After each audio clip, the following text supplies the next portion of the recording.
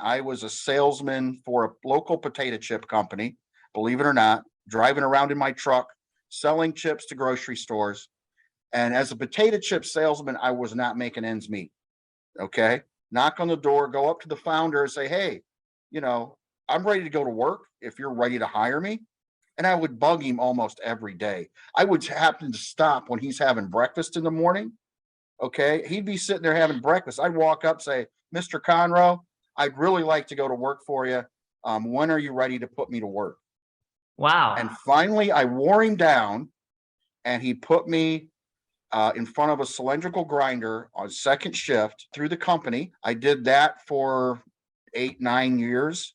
Then I got promoted to be a project manager. Did that for 9 years. And then 3 or 4 years ago, got promoted to be the industrial sales manager with my potato chip sales background.